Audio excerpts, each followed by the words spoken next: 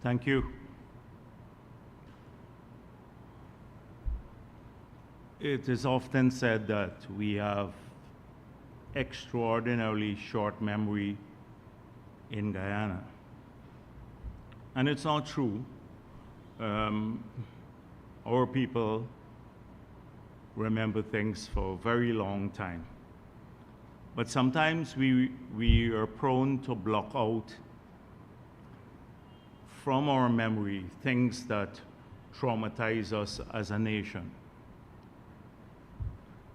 And I'm sure if you go around the country today and ask people what took place on March 6, 2020, many people may generally say to you that there was problems surrounding the elections.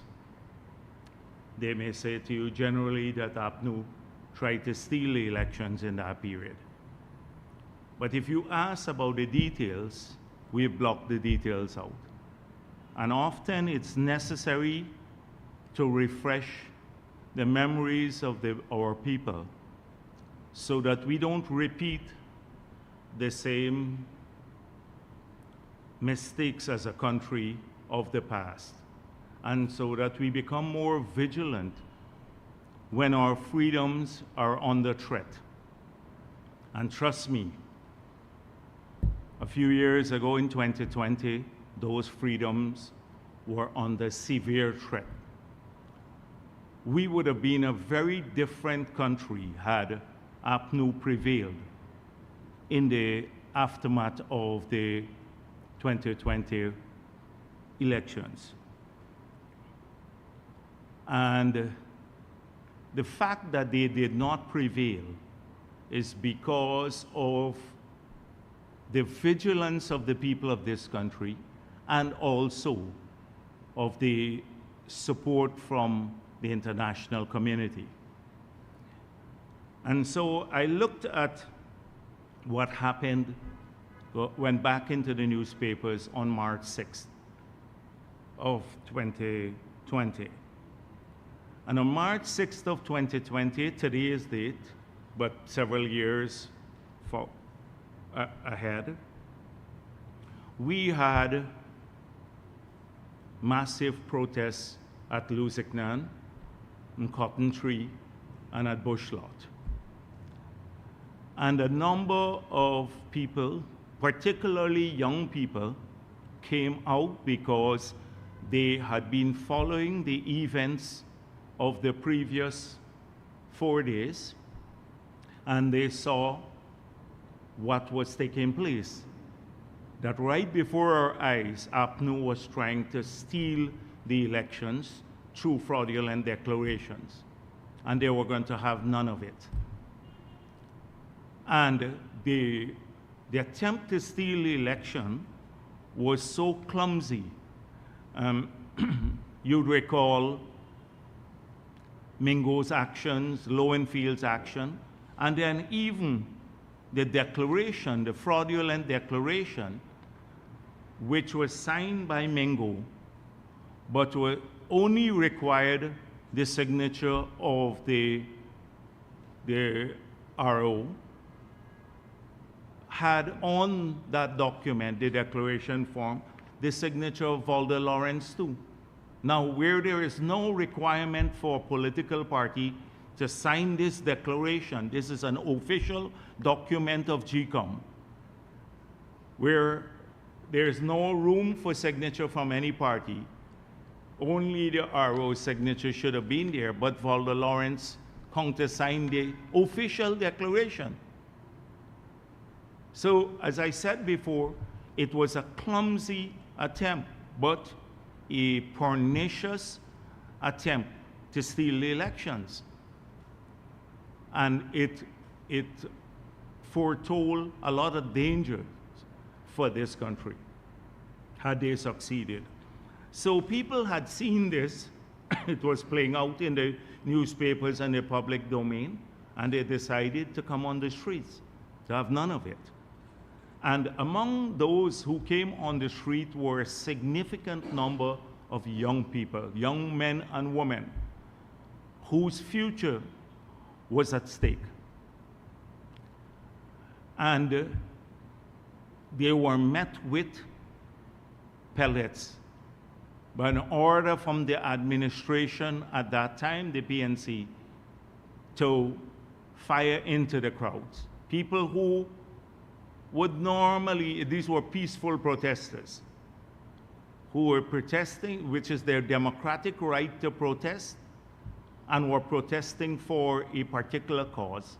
They were met with pellets. And I spoke earlier about how we found out when we got into office how difficult it was for many of those people. A bunch of people came to see me. We'd just taken office maybe 2 months into the government, and it was still the COVID period. And they asked to see me, and I said, well, you know it's COVID. But they came masked up, and I met with them, and they said to me, do you know that there are a large number of people, over 35, that have large amounts of pellets in their body? One girl had over 70 pellets in her body, in their different parts of their body. And I said, really?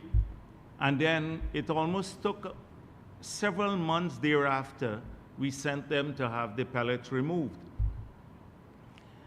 And a lot of them, they said, we can't remove all the pellets. It's too many, and it might be just to leave it in the body. And so you have, in this country now, a number of young people who have significant amount of pellets in their body because they were fighting for the future of this country. These are young PPP supporters, but young Guyanese generally, who were fighting for the future of our country. Not just for PPP supporters, but for our country, because we've seen when countries lose freedom, what happens to their civil rights and human rights in those countries. Take Venezuela, for example. And so those people still are a reminder. Every day they go around and they have some pain, because they do have pain sometimes from the pellets. It's a stark reminder of the period, the threat of the period for our country, and their courageous act, their heroism in standing up for what is right against the PNC's attempt to rig the elections, and AFC, the combined attempt to rig the elections. And so we must never forget those people, because as we move on in life, all of us now are trying to eke out a better life for ourselves, every Guyanese citizen, by getting a better paying job or a job and scholarship and generally improve ourselves. But we must never forget those people too, as well as the countless others who stood there and guarded the ballot boxes and the containers night after night, because we knew there was going to be a recount. We had to have a recount. And we were worried that APNU will destroy the evidence. And it was a real fear. And there are hundreds of others who went there all night, stood up all night with their families, guarding those ballot boxes and containers. I saw kids going out with their parents to do it because they recognized the moment for the country. That was a moment where we could have gone forward or retrogress as a country significantly. It was a critical issue. And they were not determined not to give their children that legacy of a stolen future and of stolen elections, because they saw, many of them knew instinctively, and they heard, a lot of them were younger people too, about the lost years of development when APNU stayed in power through rigged elections, and we moved from the Singapore of the Caribbean under the PNC rule to poorer than Haiti, as Sir Alistair McIntyre pointed out. So this day is a crucial day. The battle would have been waged, we continue to wage the battle until we prevailed, August 2nd. Many people contributed, as I said, but it was led by the People's Progressive Party, the fight. And this party that has a legacy of fighting for the people of this country, all of our people, the only multi-ethnic party. And I'm extremely proud of the role that we played in that period, and we've always played historically, and the people of the country supported us. If you, on the 6th of, the same day, on the 6th of March, Mr. Kozak, who's the acting Assistant Secretary for the Bureau of Western Hemisphere Affairs in the U.S. State Department, said this: OS official and others regarding the Guyana elections. No candidate should declare victory or be sworn in while serious questions remain about credibility of March 2nd elections. This was on the 6th of March, 4 days after the elections. Barry Gardiner, UK MP, it appears that Guyana's government lost Monday's elections, but have refused to complete the legal count. Instead, they've persuaded the Elections Commission to produce a completely fictitious statement on results. UK must not ignore this ballot rigging. The US Embassy in Guyana, the heads of mission of the Embassy of the United States of America, British High Commission, the Canadian High Commission, and delegation of the European Union expressed deep concern over credible allegations of electoral fraud, which may influence the results of this election. We call on all to ensure proper procedures are in place to yield a credible election result. A fair and free process is vital for the maintenance and reinforcement of democracy in Guyana. We call on President Granger to avoid a transition of government, which we believe would be unconstitutional, as it would be based on vote tabulation process that lack credibility and transparency. This is now months after the elections. Everyone knew. Everyone knew. I have several statements here from bipartisan members of Congress in the United States, etc. Everyone knew by that time that the results were rigged, but APNU persisted. They stayed on illegally for 5 months in government and tried to defy the will of the Guyanese people and also the international community. Of course, they did not succeed.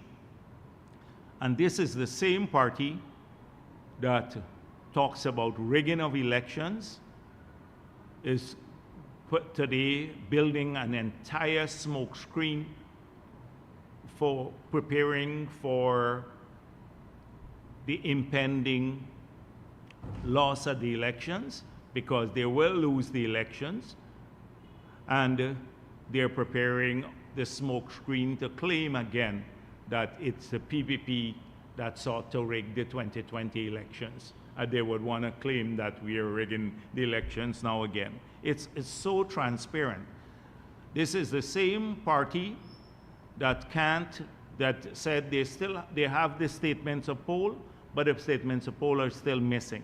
They can't find those statements of poll. This is the party that Nigel Hughes cannot apologize for this, although it was clear that they were part of the plot to rig the elections. Patterson said he saw these fictitious statements of poll, that Mingo's statements of poll match the results of the fraudulent results, and GCOM statements of poll.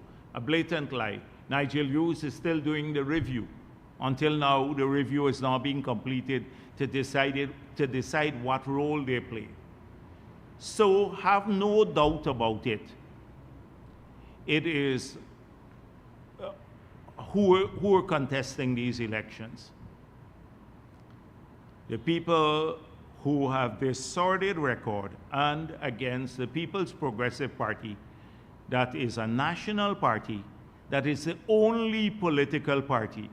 None of the small parties, you think any small parties or any of those individuals, and I'm not disparaging the role they played in the elections in 2020, because a lot of the small parties also stood up against APNU. But just imagine any of the small parties or individuals trying to stand up against APNU. Couldn't. It was only the PPP that could have done that because of our experience in taking on the excesses of APNU over the years, and we don't flinch when their pressure came down. We don't flinch as a political party. We don't run and hide. We confronted them. And that is important for people to remember. I'll come back to that a little bit later. Now,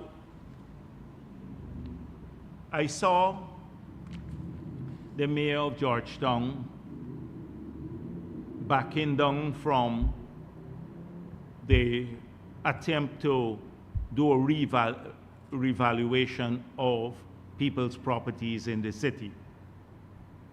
That would have resulted in higher taxes paid by the citizens of Georgetown. And I'm pleased that this happened. That he obviously spoke with his political masters at Congress Place, and they told him that since the plot to create dissatisfaction was exposed by the PPP, that we have no choice but to back down now. And there was that plot to do that, because when people's rates go up, they don't care who runs the city council. They blame the government for it, and we are the government now. And they were hoping that that would lead to mass dissatisfaction in the city.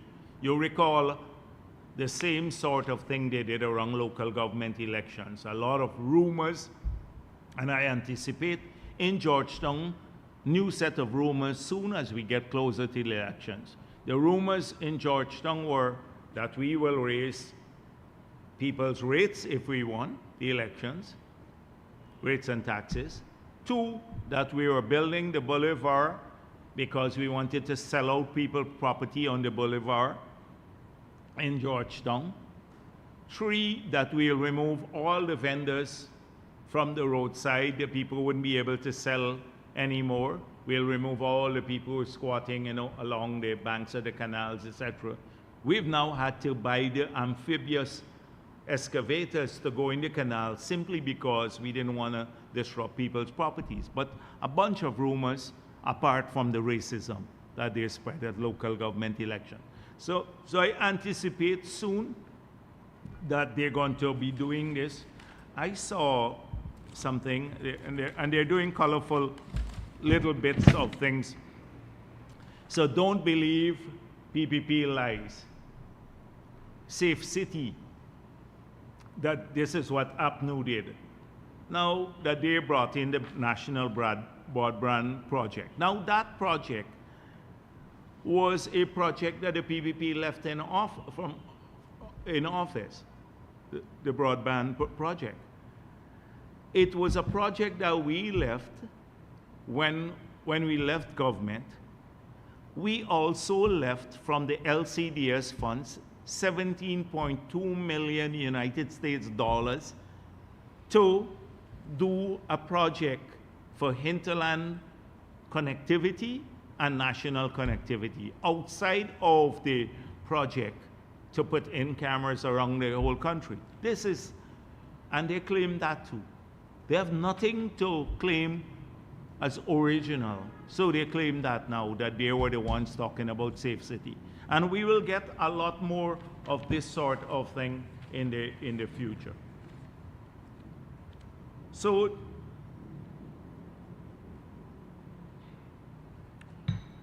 you can't believe anything that APNO and AFC has been saying. I saw Nigel Hughes going on the ground, suddenly in Berbice, after they were the ones leading the charge in decimating the agriculture sector, in destroying the sugar industry, in making it clear that those people did not matter. People who live in Blackbush Polder, if you talk to them now, I see everybody showing up in Blackbush Polder. In opposition, when we were in opposition, we were there all the time. When they were in government, they never showed up. When we came into government, we showed up in the area. The grounds are being fixed in Blackbush Polder. They're getting lights there. Hundreds of roads in the area, concrete roads in the area. We're improving the main road. We've spent millions of dollars on farm-to-market roads in the area, as well as drainage and irrigation. We have worked with the farmers. In the flood, when they had floods across the country, they got compensated for flood. They wouldn't have even seen APNO, much less get compensated for flood and got some help. They got fertilizer help, free fertilizer, seed paddy sometimes help. We've worked to open up new markets abroad, and the price of paddy went from $2,100 per bag to now $4,000 per bag, because we were concerned about the residents there. And it's not a short-term concern. So you think these fly-by-night political leaders would pop down from time to time and meet somebody who's always dissatisfied? You always find some man in some community who would just, in fact, many of them juke the people who go there. They like to get their couple of minutes of fame. But you'd always find that in every community, a couple of people who never satisfied with anything. But you just look throughout the period, when people have to choose a government, they don't choose a government based on the fringes. They assess who will benefit them or who will institute policies that will benefit them in the long run, and who is capable of doing that. The capacity is important. So when I saw Nigel Hughes, suddenly he and Ramjatan went to Blackbush Polder, I was thinking, imagine how shameless these people are. Because Ramjatan sought to even represent sugar workers now.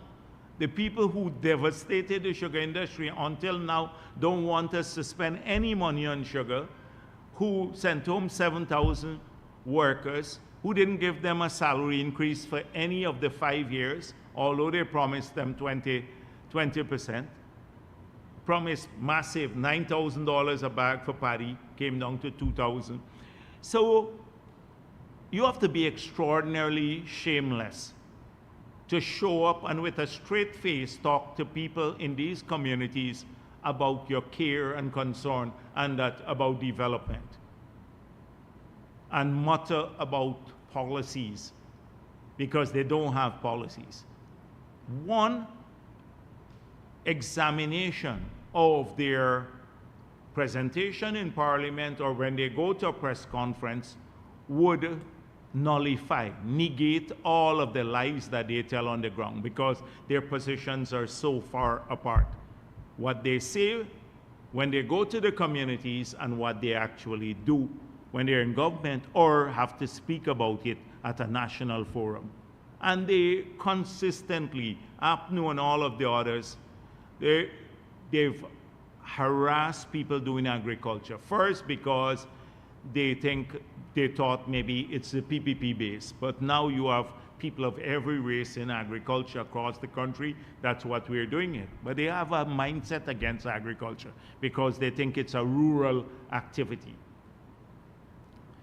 So I find it very strange that they would actually do this. The opposition parties now are doing practically nothing in the country, absolutely nothing, but just opportunistically trying to complain. Oh, this road wasn't done well, but never mind, we did 7,000 roads already. This road wasn't done well.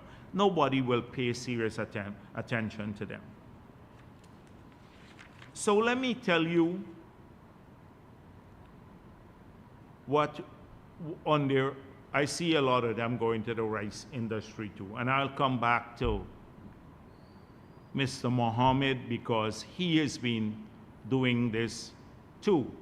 And I'll speak about him a little bit later in my press conference.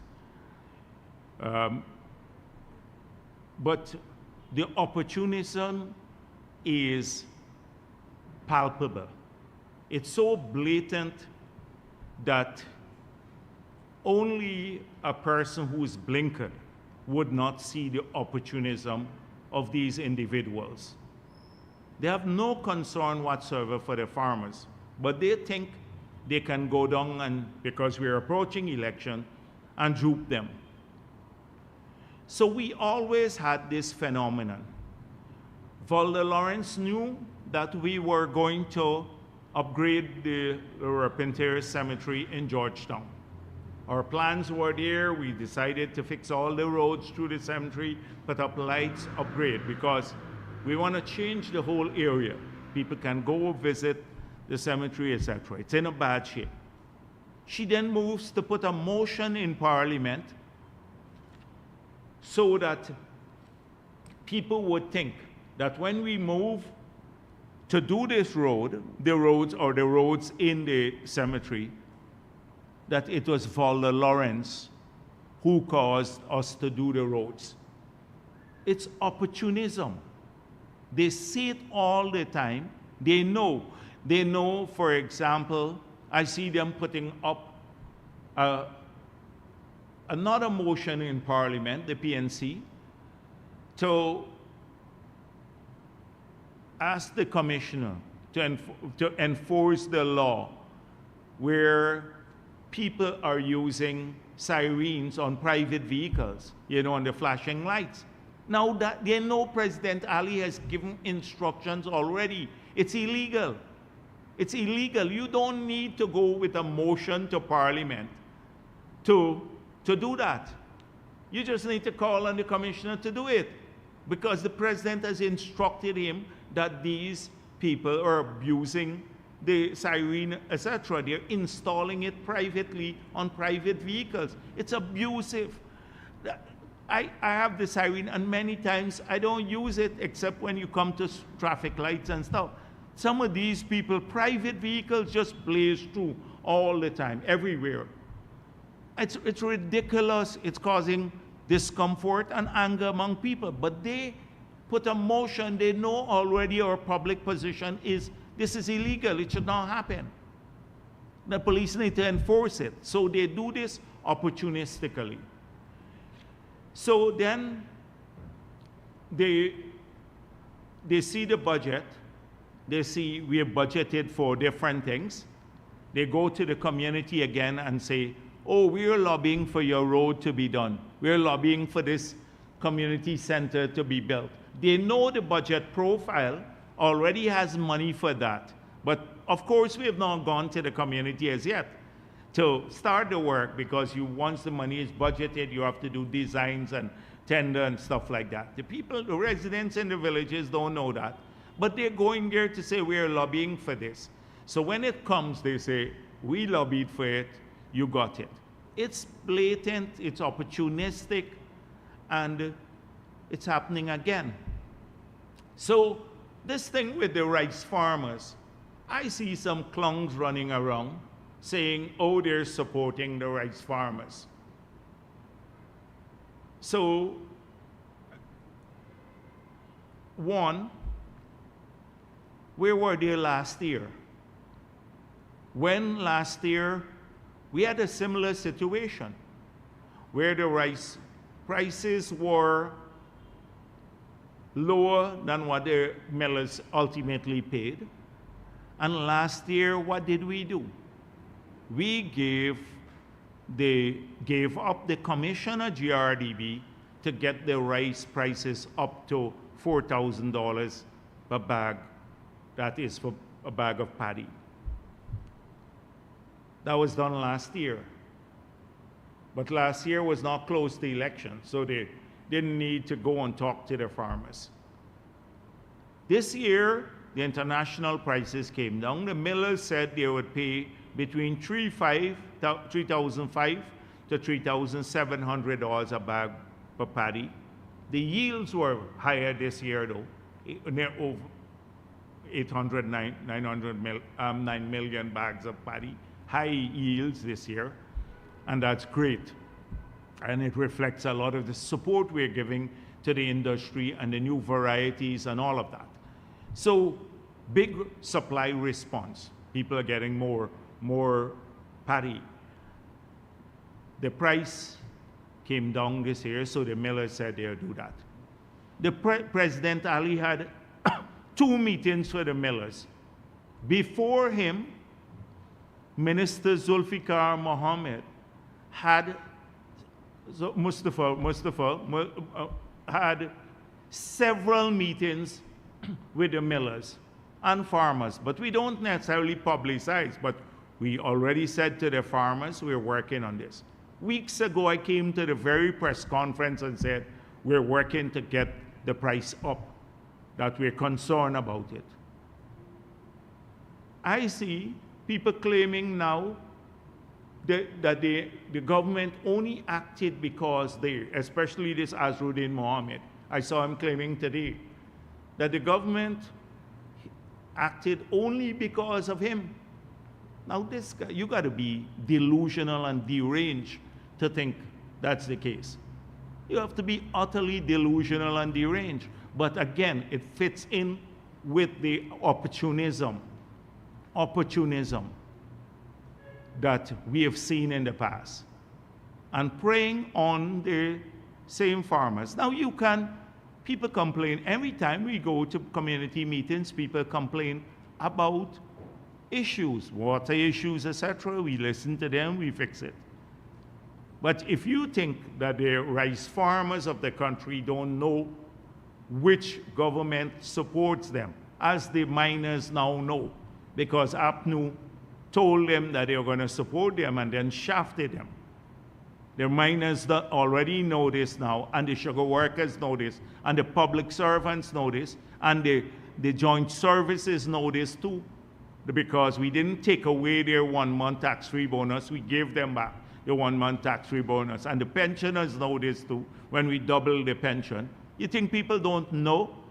You're gonna just go around to a meeting and mumble a couple of words, oh, this is high and low and how. No, you can't even string 2 coherent thoughts together and think that people accept the fringe that has always been PPP haters. I saw the meeting today in Essequibo. The man who was an AFC man that, you know, what they call him? I don't even know, some strip boxer or something like that, they call him like that. He showed up at the meeting, the known characters. The lady in Blackbush Polar said, oh, I only get flood relief for 4 acres or 5 acres. I collected a pittance. They collected $2 million, blatant lie. And they go on, but they can, if they want to con people, that's fine. You know, they go there and run con on some unsuspecting, stupid individuals who go and think that they know the rice farmers there.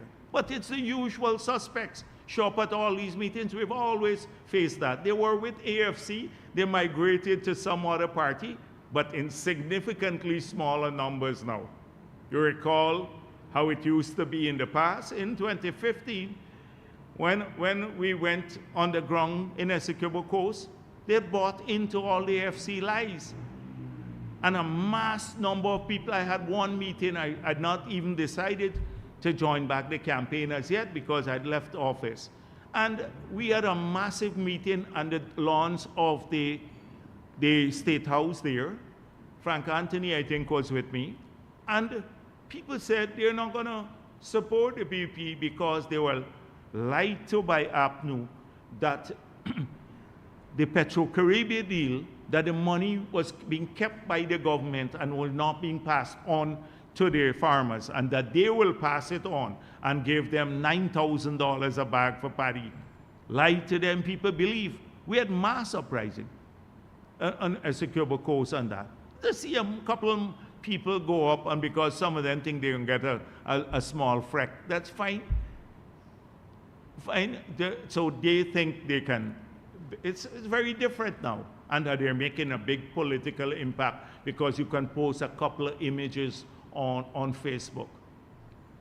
So we have confronted people who try to mislead farmers for political gain before. We've confronted that, but the support to the industry is a vital one. Now,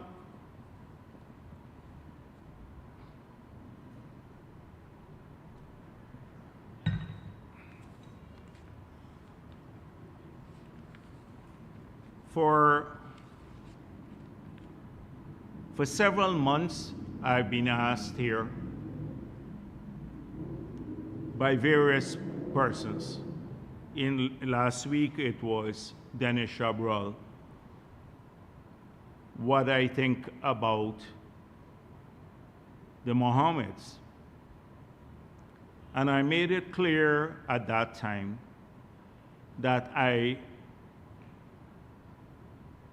do not want to comment on private individuals unless they get political and they criticize the People's Progressive Party. My job as General Secretary of the party, it is to ensure that we present to the nation the most advanced plans for their development. That is why we always have such an inclusive way of developing our manifesto. Our manifesto in 2020 was done based on work among people. We had a meeting, a big consultations, apart from several others, with different interest groups, but a big one at I think it was at the New Thriving restaurant on the East Bank.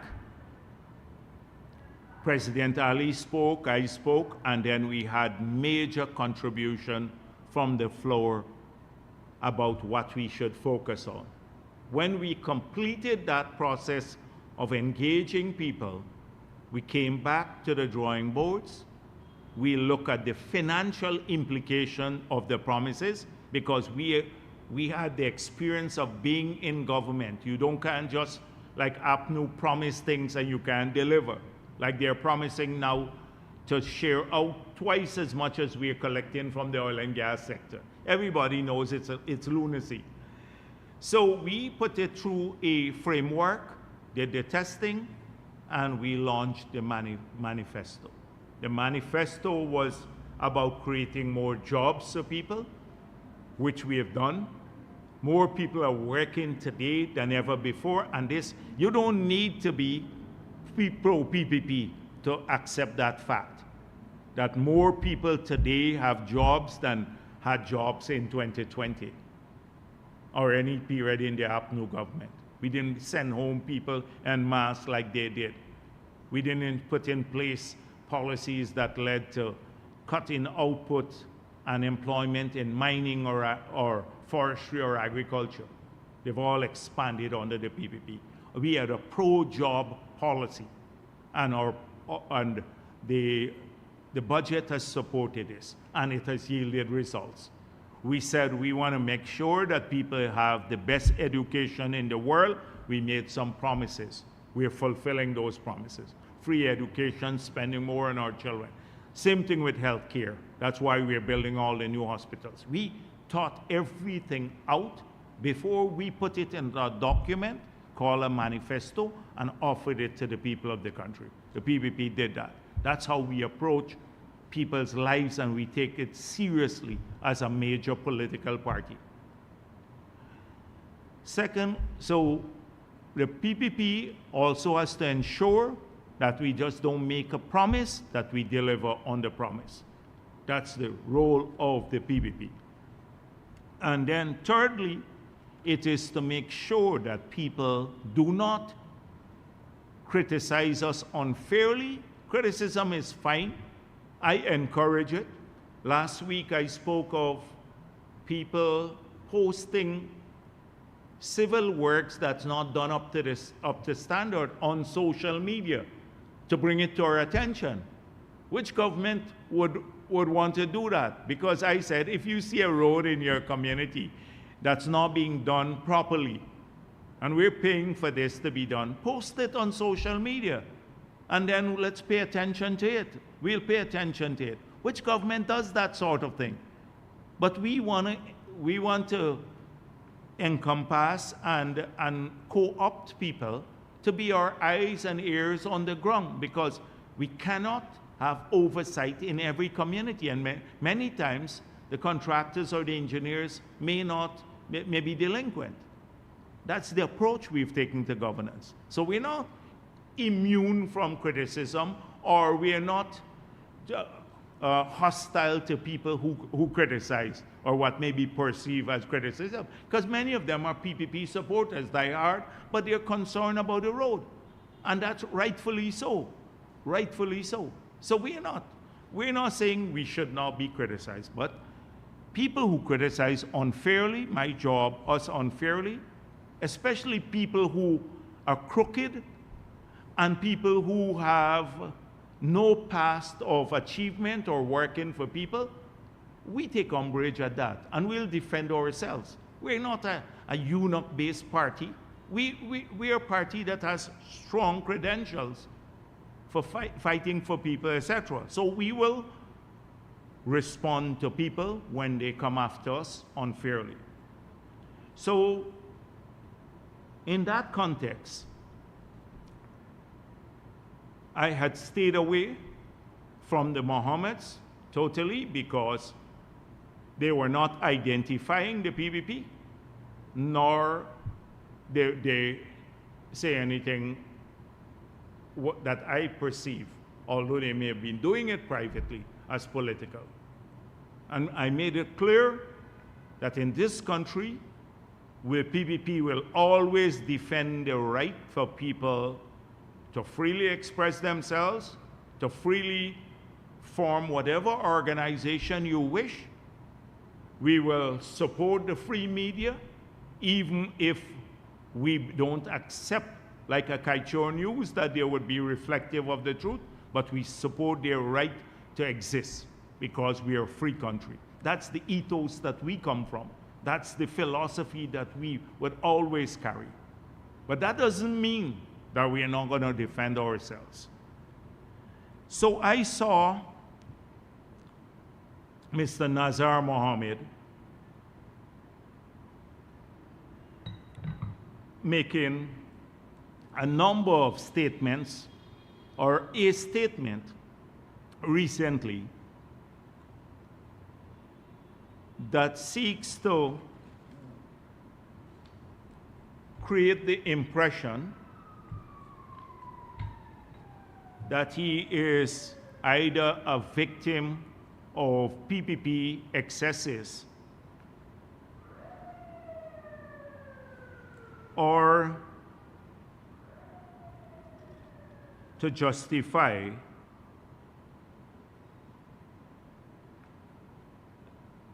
the course of action that they have taken.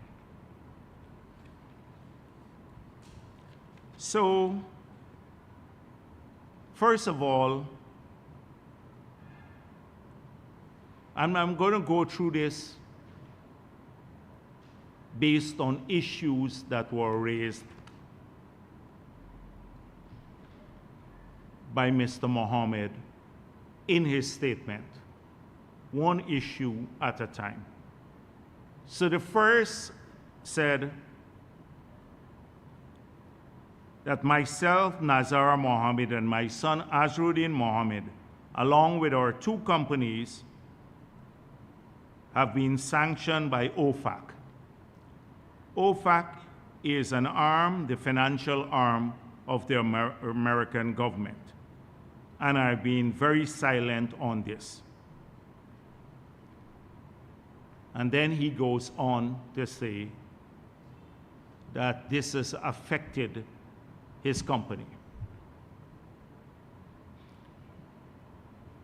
Now, clearly, this is a major issue. To be sanctioned by the United States government, it has to be a major issue. Mr. Mohammed did not say a single word about the sanctions, whether he believes that they were justified or not, and the veracity of the claim made by the United States government.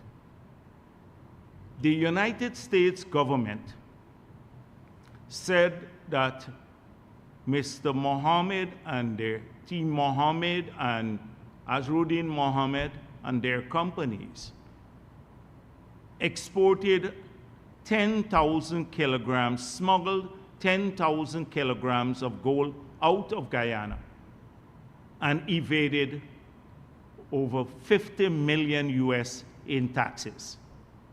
That was just one of the accusations. Let's forget all of the other accusations against the Mohammed, which resulted in the sanctions. So, Mr. Nazar Mohammed never said a word about that. When the United States ambassador was asked in Guyana by the media about this sanction, she said that the sanction was a result of several years of in-depth investigations into the Mohammeds, and it was supported by a mountain of evidence. You go back and read the newspapers. Supported by a mountain of evidence, and it was, for several years, a multi-year investigation. So first of all, Mr. Mohammed doesn't say anything about that, about the allegations of the US government. Instead, somewhere in his letter, in his statement, he talks about, this is what he said: there is this Guyanese businessman who's been buying gold from Venezuelan men dressed in military uniform. 99.9% of the gold exported returned the money to a city bank, billions of US dollars within a 4-year span, almost put the country's financial system in crisis, and nothing has been done about that. So, instead of answering why he was sanctioned and the US government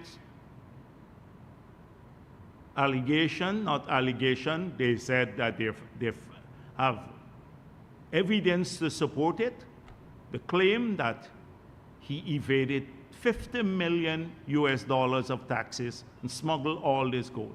50 million US dollars of taxes evaded, it's $11 billion, nearly, over $10 billion, nearly $11 billion of taxes. Not a single word about that. Instead, he pivots to another businessman. He claims buying gold from Venezuelans now and exporting the gold, and nothing was done about it. If he knows this, should share it with the US government and make it public. We would be very interested in finding out who this businessman is. He shouldn't go public with this record. There's nothing to hide here. If he has all of the details about how much gold was bought and who bought they bought the gold from, particularly Venezuelans now, because that could open us up to sanctions, because Venezuela is a sanctioned country. Then he should disclose this now and send it to the US government, or give it to the authorities, or don't give it. If he thinks there's a conspiracy, put it in the public domain. Call Kaichor News and give them. So that was the first issue. So we still have this question with the sanction. He was sanctioned for a particular reason. Never said a word about the sanction. Just the US sanctioned me, fine. Then he speaks about the consequences of the sanction. So I think he took umbrage to us saying that a number of people had lost their visas because of connection with Azruddin Mohammed, or companies associated with Azruddin Mohammed, because they're all sanctioned, including Team Mohammed is a sanctioned US entity, a US sanctioned entity.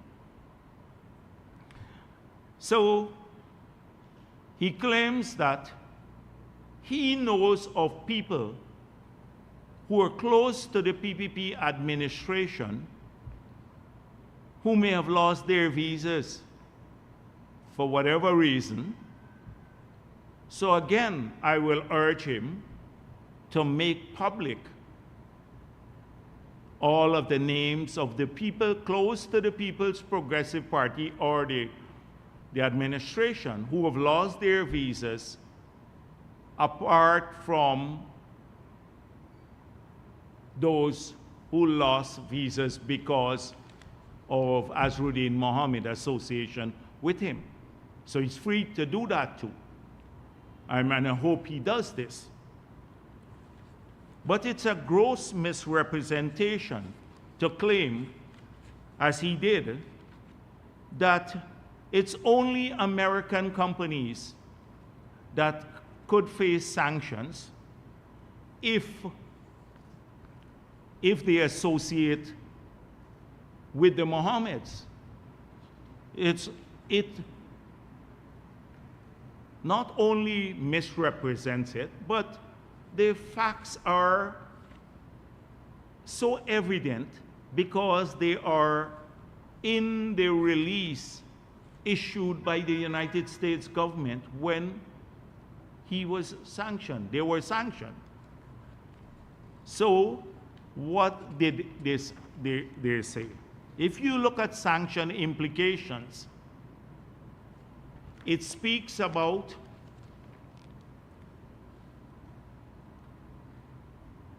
U.S. prohibit all transaction by U.S. persons or within or transiting. Look at the word here, or transiting the United States of America.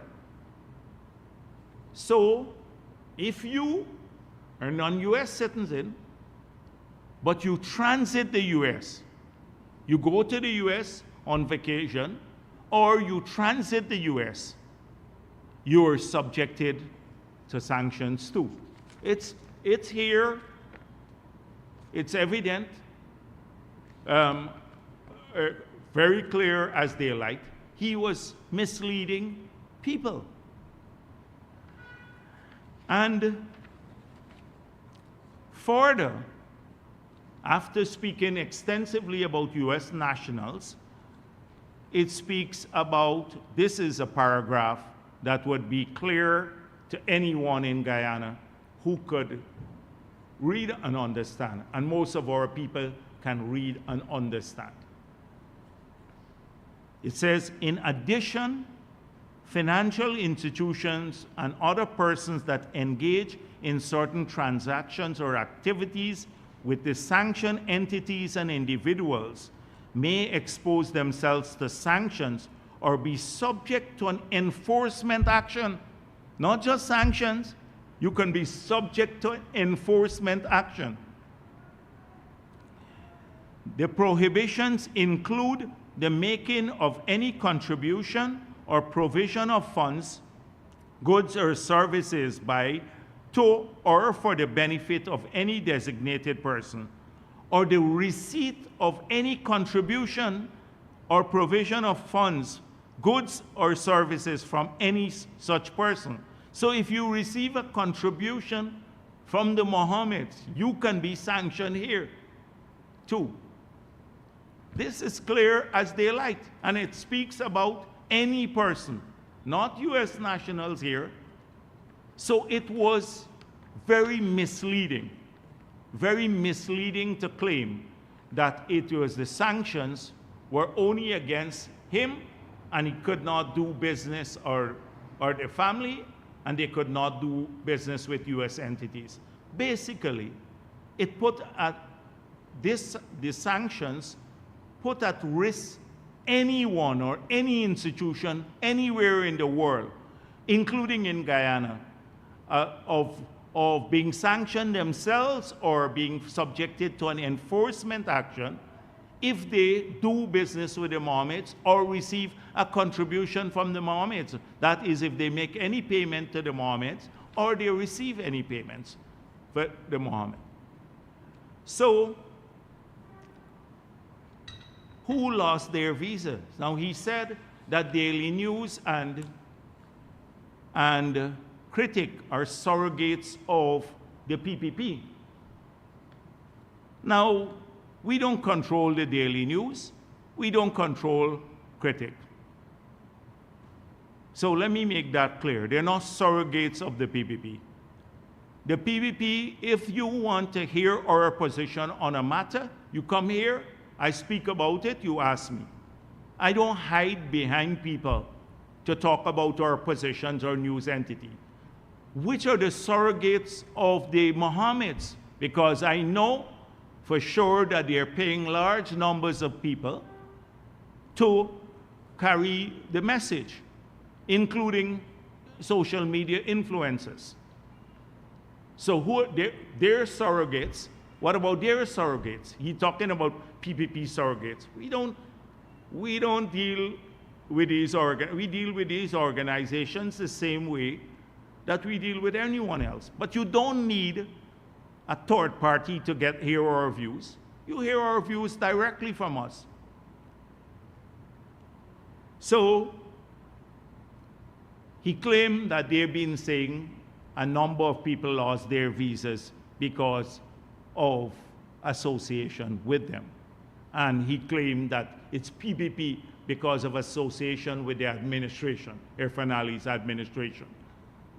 So let me tell you about my personal experience. And the president can tell you the same, and many of the people.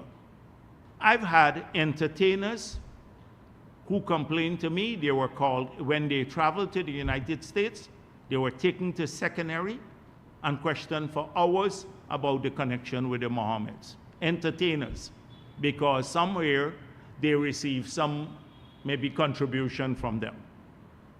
I've had people complain who are religious leaders who lost their visas because, and they're questioned in the United States of America. Some of them were transiting there, they couldn't transit back because, and they were questioned only about their association with the Mohammeds. You had mechanics, you had purchasers, you had a ton of people who have either been questioned or lost their visas because of association.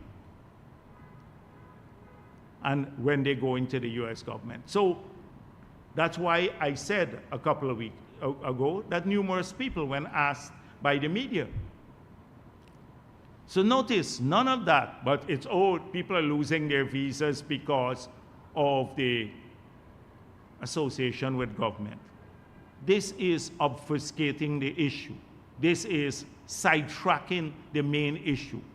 That is why in this statement that he made, he had to start with the false premise that only US entities could be sanctioned. You know, Guyanese could be sanctioned because of the association with the Mohammeds, when people are actually quietly bearing a lot of suffering and pain because they don't want to go public. No, it's a stigma, the shame. They don't want to go, they lost their visas, and they don't want people to know. And so, it sets up the third point in his statement.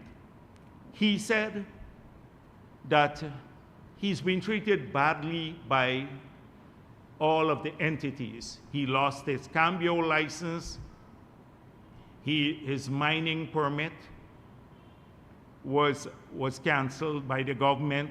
Now the vessels these foreign vessels owned by the Mohammeds doesn't get permission for the cabotage any longer. And just somehow makes this into a conspiracy. He's been treated badly. I have constitutional rights here in Guyana. I'm treated badly by this administration. Now, clearly, this Mr. Mohammed believes that, falsely so, that the PPP, out of some perceived loyalty to him and Azruddin Mohammed, will put at risk the future and the interests of all the people of this country for them, because somehow, somewhere in the past, he played marble with Chadi Jagan. I was with Chadi Jagan one time when we put in place the BAS, anti-smuggling squad. We had just got into office, and I was in the Ministry of Finance. And smuggling was unbelievable, and on the invoicing. Early days of the PPP government. Remember, at that time, over 90% in actual sense of revenue was used to service debt. We needed revenue badly to fix education, healthcare, etc. And the people, some guys from Berbice, who might have been engaged in the practice, invited Chadi Jagan to a meeting that was held in Skeldon in the Gaisuko compound. And so I went with him, and they were saying, Jagdeo is harassing us and all of that because of the BAS anti-smuggling squad. And Chadi Jagan said, I'm grateful for your support. You've supported us well, but if you think I'll come into government to tolerate illegality because, and I will, and I'm paraphrasing, betray the interests of all the people who rely on the PPP, then you're totally wrong. You're totally wrong. So, a lot of those people who claim Chadi Jagan now, you notice it's always the crooks who always say something. Moses Nagamutu used to say that he was the blue-eyed boy for Chadi Jagan. A blatant lie. Janet Jagan pointed this out. Chadi Jagan said, carried him up in some mountain in Region 9 and whispered to him that he'd be the next presidential candidate of the PPP. A blatant lie.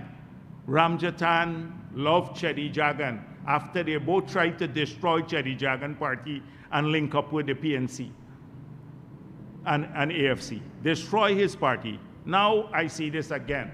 This is almost a precursor to everything. Everybody who wants to say anything about the PP, who's trying to shaft the PPP comes, oh, I played marble with Chetty Jagan, I knew Chetty Jagan, helped to put him in office.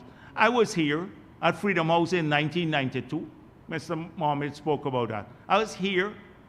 In the elections, I didn't go home for days. I can tell you some stories. People's socks were so smelly that they were sticking to the floor because sweaty. And I want to tell you who.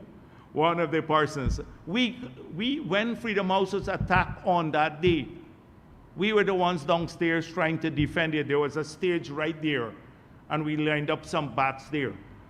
That's all we had here to defend Freedom House. Miles Fitzpatrick came here, and when he was attacked by the mob, we managed to squeeze him into Freedom House, and he said, I can't believe this is the second time in my life I'm seeking refuge at Freedom House. They talk about that as though we are somehow dear the conscience of Chetty Jagan. This party is not, and we are not. I was Chetty Jagan finance minister. I was Chetty Jagan's finance minister. He had confidence in us, many of the young leaders, to put us there. But everybody claims him just when they want to come after the PPP, as though we are betraying Chetty Jagan's legacy. And they're the ones upholding Chetty Jagan's legacy. So I don't pay too much attention to that about this thing. So we are never going to put, coming back to the core point, we're never going to put the interests of a single individual, particularly if you're accused of doing something so illegal that you bring sanctions of the United States government down on your own head, we must put the country at risk. So he laments about his cambio license. We could shut down the entire financial system if the Mohammeds had continued owning a cambio license. The banks all cut ties. Just imagine our banks, if they were continue allowing the Mohammeds to have an account or do business with them, they could be subjected to US sanctions. They would, you know what that means? Losing any connection with the American financial system, losing correspondent banking relations. You can't set up an LC, you can't transfer funds. You can't, when you use your debit card to buy overseas or your credit card, you can't complete the transaction because your financial system comes under sanction. Should we continue giving him his cambio license so that the whole country, every individual would suffer and you crash our financial system? But somehow he feels, oh, he's entitled to it.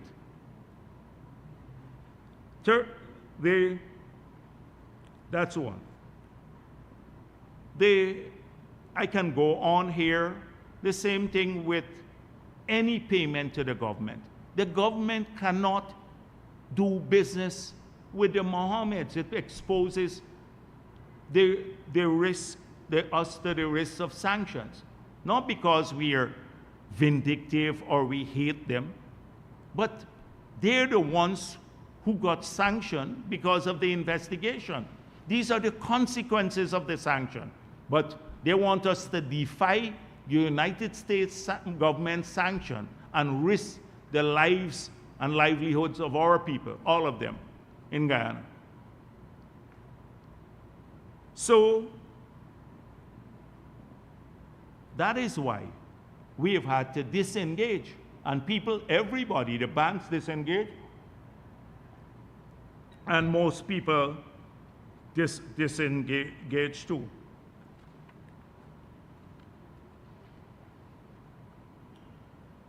Now, he dealt with a lot of conjecture. This is why, and he linked it all to the PPP Irfan Ali administration about somehow we got somebody to, that we had a plan to very close to this, people close to the administration, to accuse his son of rape and all of that. Now, the PPP doesn't engage in that sort of thing. Even when Norton, when Vanessa Kissoon accused Norton, I said, we're not going to make it a political issue because it's not credible. Why you waited 10 years and only when the man is running for the leadership to do that? We don't engage in baby politics, that kind of thing. But if people do that, it's not the People's Progressive Party. But he should look closer to his own son too. And then, if his son wants to go into politics, his son is free to go into politics. We don't have a problem with him going into politics. But, as I mentioned before, you can't come after us politically, verbally, without us responding in kind, verbally. And so, let me tell you the thinking. So what I've heard, since he heard a lot of things, and he spoke about what he heard from people, etc. I've heard that they were advised that if you run for government, the United States government will drop the sanctions on you, because they would think you're a political opponent, and therefore you may get the sanctions dropped. Two, we've seen this all the time. Remember when C.N. Sharma got into trouble? He claimed he had trouble of a different nature with the law. He didn't claim, oh, because I'm running against the government. So, any trouble now, they would try to make all of this seem as though because they're getting into politics, that the PPP is upset with them. No, the PPP, we didn't impose the sanctions. The whole worry started with the sanctions. Not the PPP taking actions against them, but the actions were a consequence of the sanctions.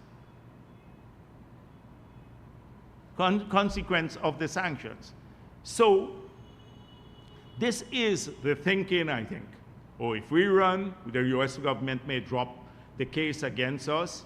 Secondly, that we can always claim that any enforcement action which the PPP would do, because the US has asked for additional stuff, significant amount of additional stuff, that could see more serious enforcement action against them, they can claim, oh, it's because they're political opponents of the PPP. Let me say something. We have seen all sorts come and go.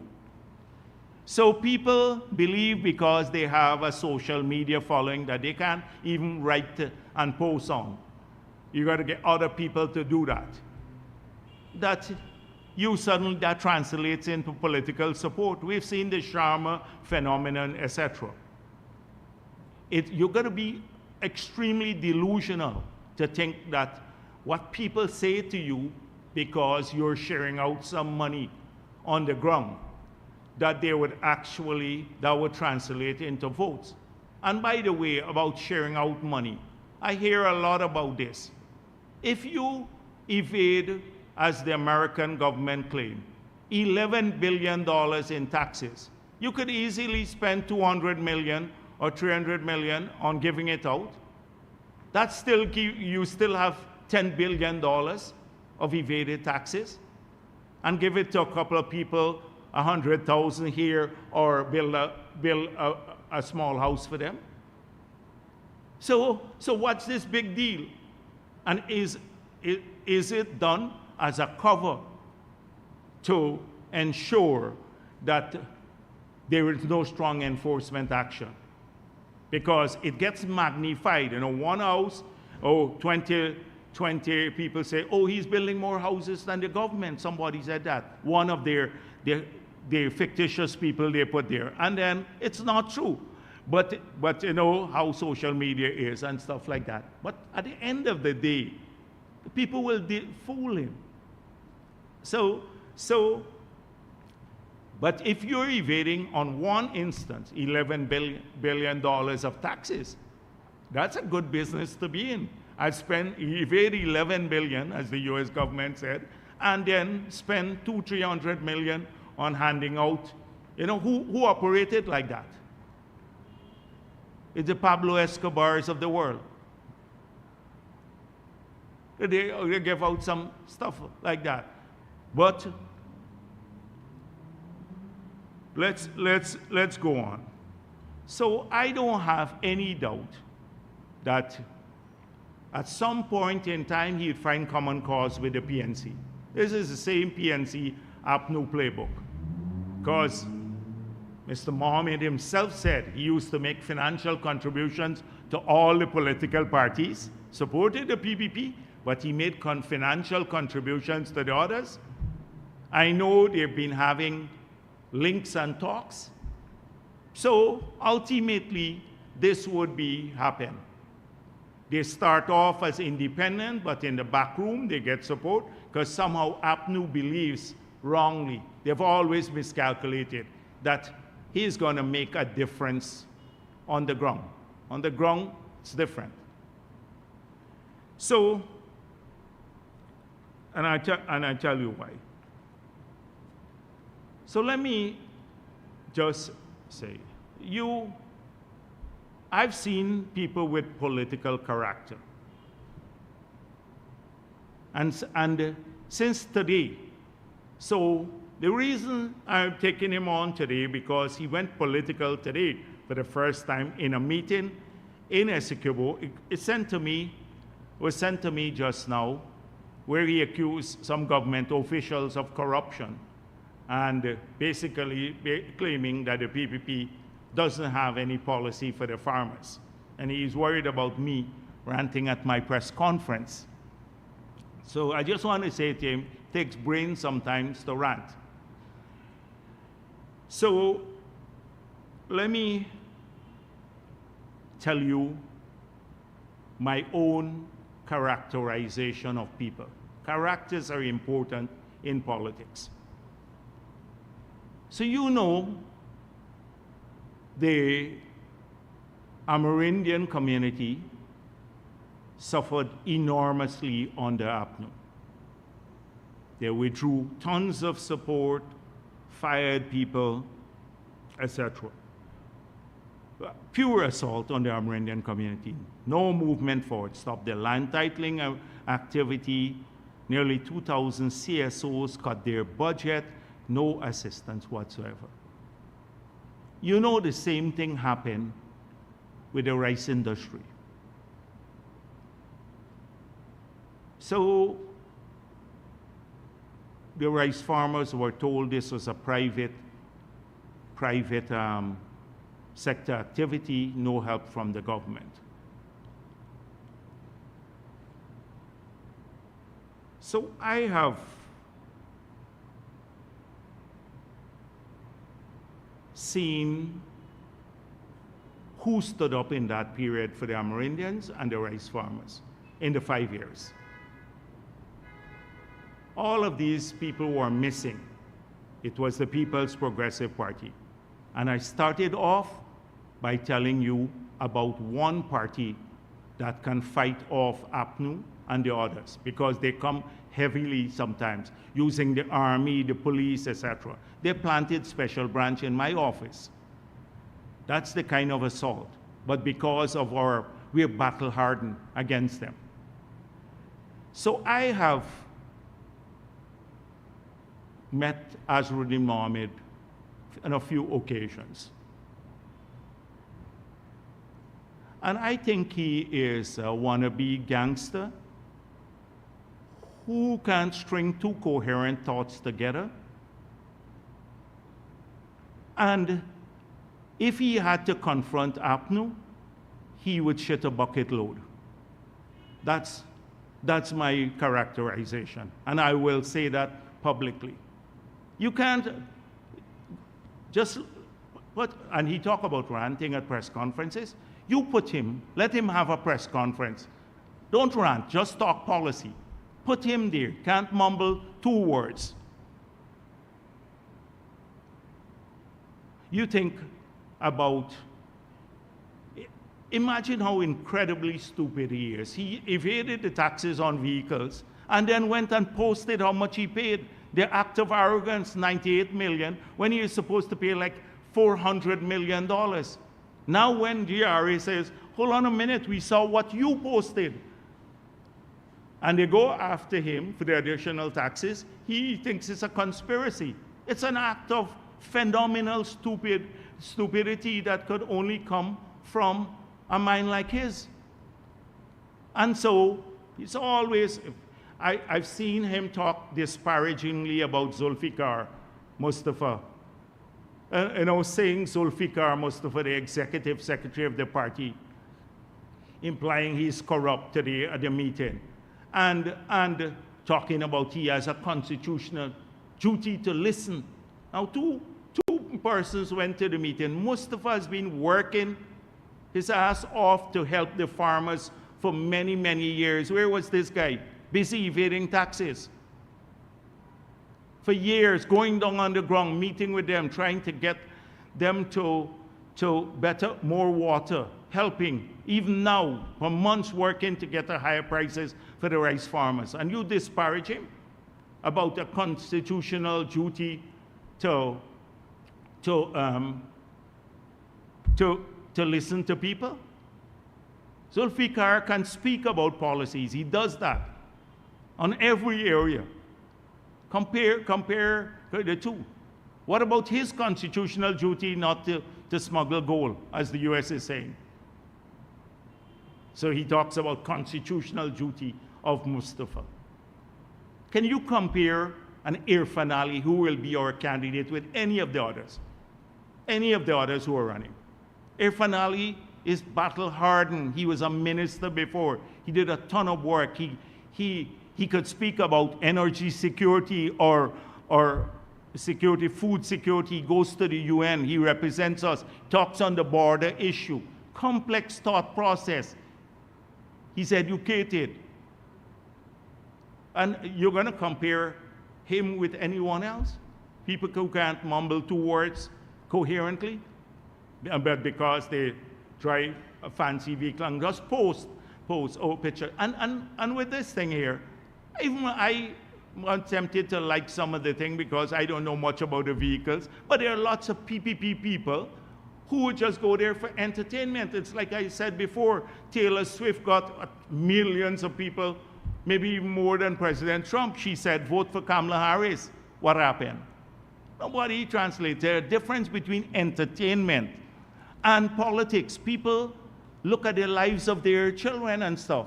So if you delude yourselves based on likes that you get, and you post a picture and dress up nicely or something like that, and call yourself fancy names, it's all entertainment. Entertainment. When you run country, it has to be about serious issues. I went through that at the beginning of my press conference.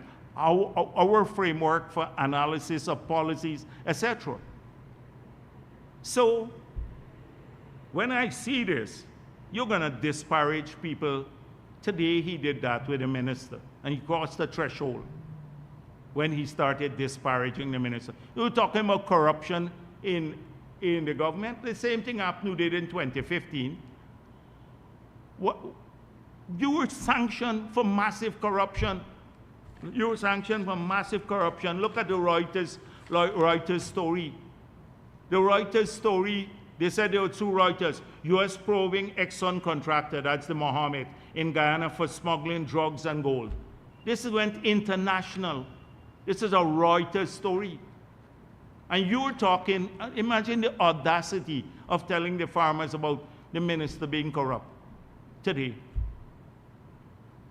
The audacity of it. So, I said before, if you try to, there's space for everyone in this country. Space for everyone, even in the political environment. And people are free to run. But don't try to present false reasons They're worried about the US sanction. They're hoping to get out of it. And they believe going into politics, like others, would shield them from maybe what's coming. But we didn't start this.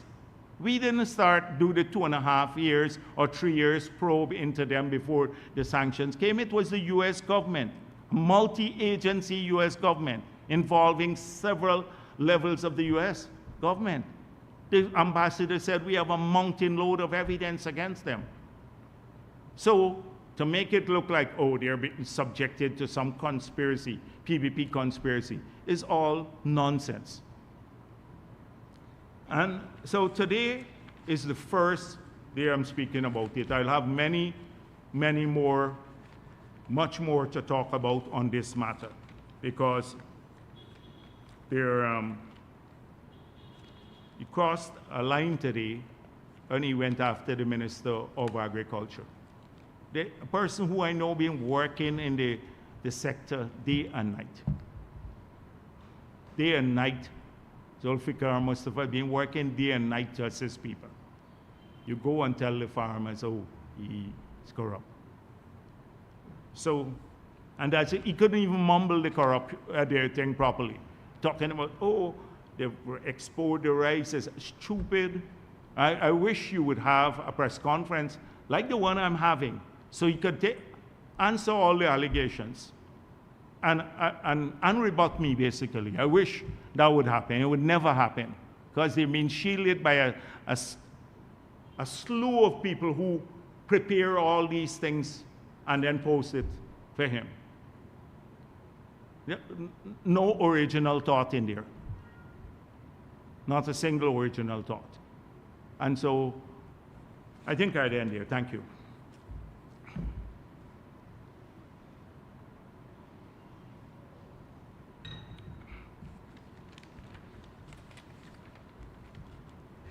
Dr. Jagdeo, Cordell Jones from Livewire News.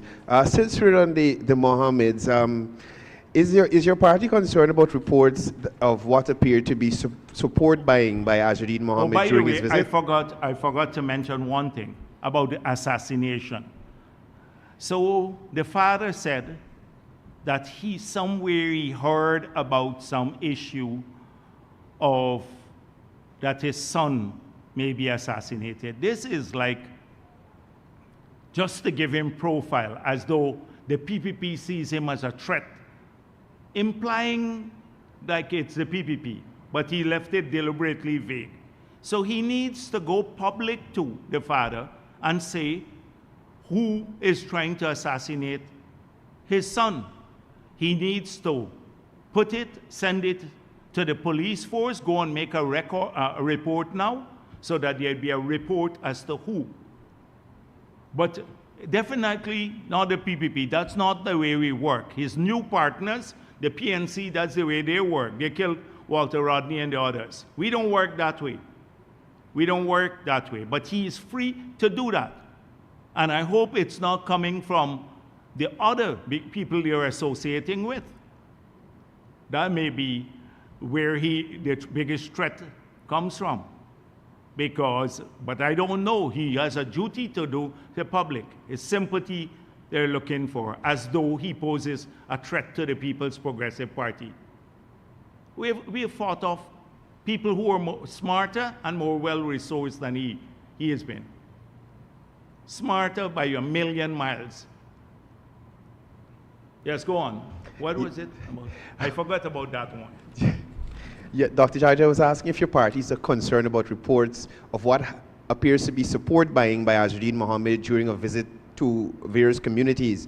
There are reports that in Linden, recently persons were required to sign a book pledging their electoral support for Mr. Mohammed before receiving financial assistance. Is your party concerned about this type of practice and it undermining the democratic process? Even if they got to pledge support and all of that, it might be illegal. But with all of that, it doesn't bother me. I know, because you could easily in this country pay a few people, and there are lots of overhangs from the AFC and PNC in these communities that would take some money and bring a few people there. Not all the people who go there would ever support him. And the numbers are small. If you have to mobilize across the whole of the Essequibo coast to get 100 people, really, that's not it. And we haven't even gone on the campaign trail to talk about him as yet. We haven't even done that. It's today because of the two statements. That's why I had to respond about the statement from the father and then the statement today from the son about Minister Mustafa. So we know PPP don't worry. APNU might be more worried because from what I gather he said, but it could be the future of a connection between them. We've seen this all happen before in the past. I'd like to get your attention to Region 10 now. APNU's regional chairman, Diron Adams, has made a claim that Venezuelans are occupying and taking over property belonging to Lindeners in Region 10, Who? and that Diron Adams, the regional chairman, and that the Guyana Police Force had to intervene. However, the regional commander said there is no such report or occurrence reported to the police. Do you see this as an attempt to spread misinformation and create fear among citizens? And what is your response to such a claim? So, Diron Adams, you have a lying cabal up in that region. They were part of spreading racism. They campaigned purely on racism. So the racism against the PPP is not having such resonance now. So they have to invent new enemies now of the people. So the Venezuelans are taking up land there now. And as you said before, there's no such report of any such activity. Now, if the Venezuelans are illegally, or anybody from Venezuela illegally occupying state lands, there should be enforcement action, like anywhere else. But what state land are they going to talk about? They gave it out to themselves already, because Lowenfield got the 216 acres. We had to buy land from a private individual to develop the 1,000 house lots for people in Linden. Along the bank of the rivers, the prime land, and in those areas, they gave out to Amanza Walton and her family, the Figueras, a whole range of people, Jordan's neighbors from Georgetown. He didn't see any need to complain about that. And maybe Diron Adams was a beneficiary too of the land grab that took place just before and after the elections up in Linden. So people like that, you don't pay no attention. What are they saying about the resignation of Vanessa Kissoon? Did she actually resign? Was there a fight in Congress place? I saw Amna Ali said that's so. And then Mai Paul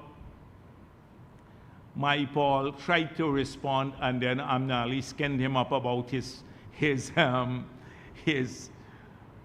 track record in the party. I didn't see him responding again, Mai Paul. But what about that? What about the fight there in the PNC?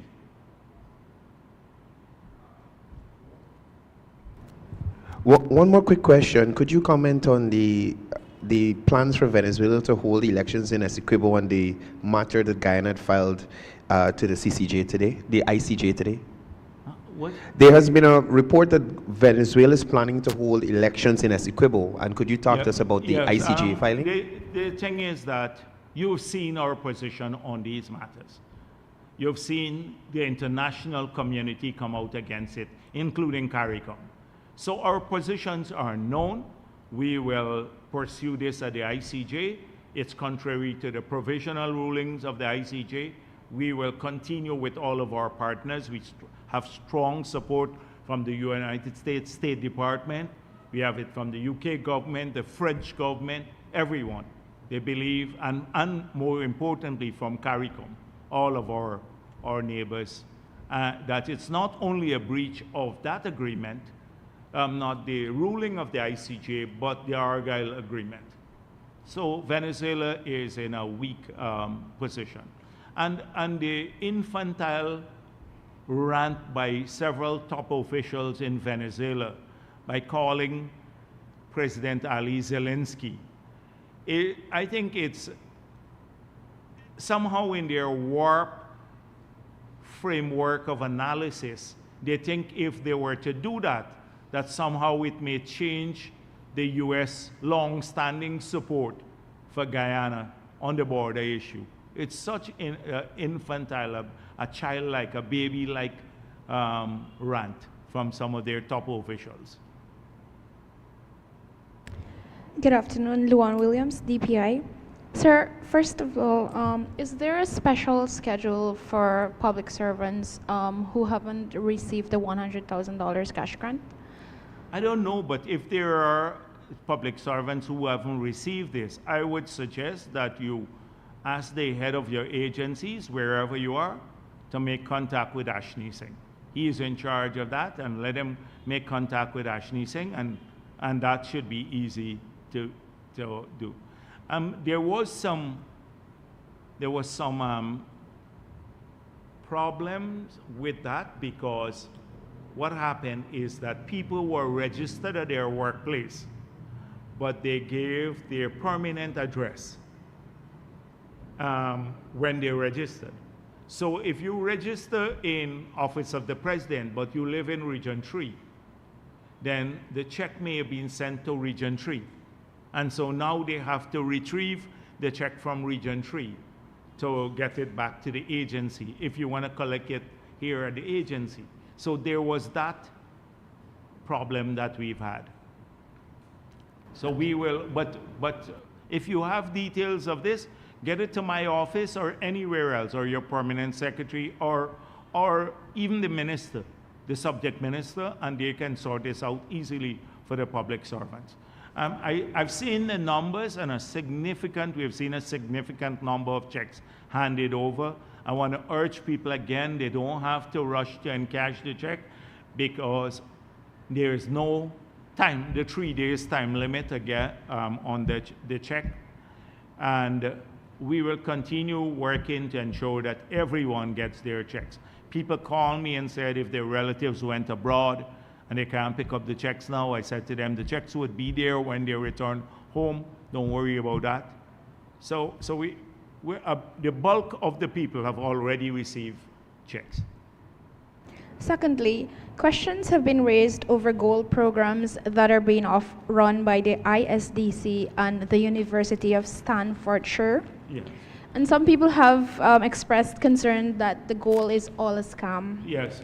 It's the APNU that actually said it's false. So just before I came here again, yesterday we spoke to Professor Opadair. Now, Professor Opadair runs this program, the Gold Scholarship Program. He was the Vice Chancellor of the University of Guyana. He comes with a solid academic background. He was at the University of the West Indies before he came here, and we brought him back to run the program. I have great faith in his ability to ensure that our children, not just children, because you have some adults too, our people, they get a good quality education that's not fake. He explained to us, and I think he put out a statement, that there is some disagreement now between the university and the group, that the contracting group. It's ISDC, right? It's ISDC. And because of change in management at the university. He said to me today they have a meeting between the two entities to sort this out. It's not. ISDC is accredited to globally if you go on their website.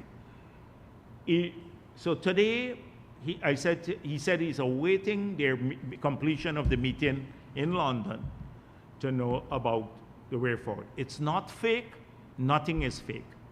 And he said also it's either they sort out the difference there, which could be sorted out, but if they can't sort it out, he has 2 other universities in the United Kingdom that will accept the grade that people got. They already credit them for work already done. So he has a really strong background in this. He's done a lot of this. I would suggest future to talk to him because he could be much more knowledgeable about all of these matters. That's why we brought him back to run the program completely, and we have great faith in him. So please deal with that. But I want to assure the people we're not going to, leave anybody by the wayside. This has to be resolved to their satisfaction too. Good afternoon, good afternoon. Mr. Jagdeo. Milton Granum for Starbuck News. Can you say when the PPP will formally begin the process to name the presidential candidate for the 2025 elections? Oh, normally we have a process, internal process and stuff like that. I don't want to be premature now. Right, as General Secretary, I don't want to be premature, but from all of the leadership of the party, I think at the presidential level, it's almost a foregone conclusion. It's almost a foregone conclusion that Irfan Ali will be our presidential candidate. As I said before, among all of the people who are contesting, he stands, he towers above them in every area. Academically, he also in terms of track record, in terms of depth of thinking, all of this. And, and substance. When you run for president, you have to have substance. You can't be not even, I don't want to be hurtful to people, but really, I'm looking forward to this campaign. I'm looking forward to people mounting the platform and speaking to their supporters. And then you will see what I'm talking about today. Because you can shield people through social media for so long by posting pictures, nice pictures, fancy cars. People like cars and stuff like that. But you can't shield them when you have to talk to people, engage them, talk policy, or go to a press conference. I'm looking forward. I'll be front seat and watching for that. That is. So the party would still have to go through the formal process, but as General Secretary, I talk to people all the time. So I think I know where they're heading in that regard. Okay, my second question is, can you say what happened to the issue with the GWI workers with regards to the pension plan, and has that issue been resolved, and is their money safe? I've not followed up on it because it was some time back. It was ages back, and I asked Sheikh Bash to meet with the people to ensure that is sorted. I'll have to check on that. I saw Starbuck News saying that on the IHS market they did not get clarity from the Ministry of GRA. So let me give you clarity on that matter. That is the first audit.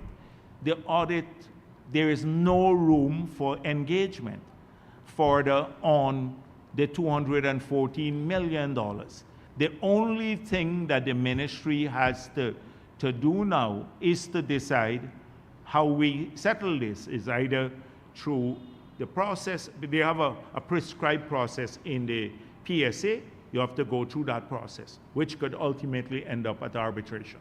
There's no bilateral negotiation anymore on the 240. It's established now that we have differences over $214 million. Exxon asked for more time to submit more documents. We said no. That's it. So I saw earlier in the week there may have been a story along that line. Same arbitration. Can you say how long will the arbitration period be? Which one? With Linseca, and also can you say if the project delivery date is still for this year? So they have resumed work. So you saw the press release that came out? The press release came out because I promised last week, and I said, you better deliver it before my next press conference. And last week when I came here, I said that the next day we had to make a determination whether we'll go to arbitration or not. Both sides decided to go to arbitration. They also decided. And so the timeline for arbitration is it can't be determined by us, but it may be an extended period. They have resumed work now. From the press release, you saw that. So there's resumption of work. So we are happy about that to move forward whilst we're arbitrating the differences. So it's premature for me to say that, and whatever we say here could influence the arbitration, because remember, they had asked for additional time. If we start acknowledging their timeline as government, then we may very well be harming our own case in the arbitration. So people have to understand the nuances of that. By doing that, we don't want to bolster their case. Just for clarity, this statement, that's on the first 50 million dispute. And also, can you No, but provide there an were update? also some additional things that came up, of which as I said before, we can't give the details, but you had issues of the road and the timeliness of the handover of the road, and also the TND. An update on the second one? No. I can't provide more than that's why they issued a statement. Because as you recognize, we have to comply with an international process. Good afternoon, Trishelle Silvers, Ghana Times. Just one question. I know the $100,000 cash grant is ongoing for every Guyanese. However, in Budget 2025, the government had announced a $100,000 cash grant as well for every newborn child of a Guyanese mother. So can you speak to that? We have the numbers. The president told me how many we have already. And so they're going to get it retroactively, even if they didn't get it. So it would be paid. I don't want to give you the exact date, let the president, but we discuss it. He is very much aware of how many kids who are born in the year, they'll all get the money. Is there a way this is being tracked in terms of the rollout? Because, there's public hospitals and kids being born in private hospitals. But I don't know what the current mechanism is, but it should be easy. If you don't get it at the public hospital, then, or any hospital, you simply go into the ministry. I think it should be done at the ministry's level. So wherever the child is born, all you do, get a birth certificate and go in. And we'll try to do it as quickly as possible, because people may need that help in the first month, to buy things for the baby and stuff like that. So we should try to get it done quickly, like in real time, after this period, right? Because the budget was passed even after people became eligible, because it was from 4th of January. So I'm going to press them to try to get it in real time. So like the baby is born the next day, so the parents can get it, because it would help them. Do you have a timeline to when government would commence this process? Oh, that's what I told you, the president and announced it, but it should be urgent. It should be urgent, yes. So all of just to say, every child born from the 1st of January would be eligible. They're not losing the money. From the day it's launched, then we will try to get it in real time, hopefully, or as close as to the birth of the baby as possible. Good afternoon, Dr. Jagdeo, Nassau Williams Sky News. Sir, it was reported that some US $714 million was spent on local content for 2024.